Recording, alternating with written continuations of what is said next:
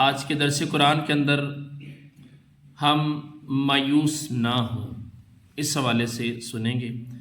اللہ تبارک تعالیٰ فرماتا ہے وَمَن يَتَّقِ اللَّهَ يَجْعَلْ لَهُ مَخْرَجًا، اور جو اللہ تعالیٰ سے ڈرے تو اللہ تعالیٰ اس کی نجات کا رستہ نکالے گا۔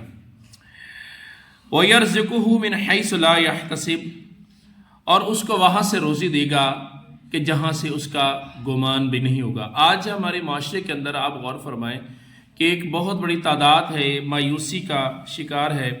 یاد رکھیے گا، خود بھی مایوس نہ ہو، اپنی بیوی بچوں کو، رشتہ داروں کو، دوستوں کو کبھی مایوسی کی طرف جانے نہ دیجیے۔ بعض لوگوں کی عادت ہوتی ہے کہ وہ مایوسی پھیلانے کے پتنی شوقین ہوتے ہیں۔ یہ کیا مسئلہ ہوتا ہے؟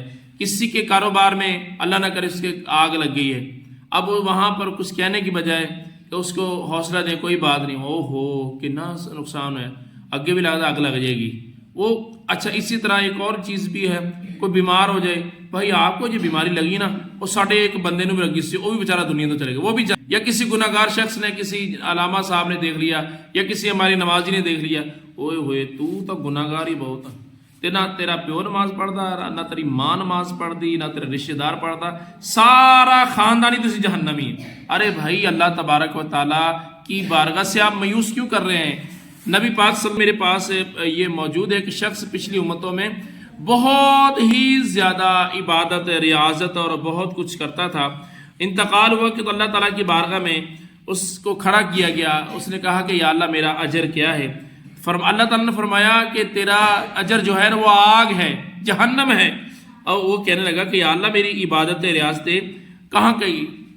اللہ تعالیٰ فرمایا گیا کہ جس طرح تو لوگوں کو مجھ سے مایوس کرتا تھا، میری رحمت سے مایوس کرتا تھا، آج تجھے بھی مایوس کیا جا رہا ہے۔ میری آپ سے گزارش ہے، آپ سب سے، کسی کو مایوس نہ کریں، خوشخبریاں سنائیں۔ میرے حضور صلی اللہ علیہ وآلہ وسلم کی یہ حدیث پاک بھی یہی ہے کہ خوشخبریاں سناؤ، نفرتیں نہ دلاؤ۔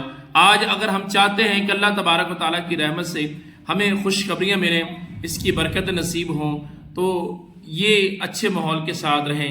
میری آپ یہ فیس بک ہے، انسٹا ہے، یوٹیوب ہے، انسٹا ہے، سب کو دیکھیں گے تو اس کے اندر آپ کو اس طرح کی اچھی اچھی باتیں ملیں گی۔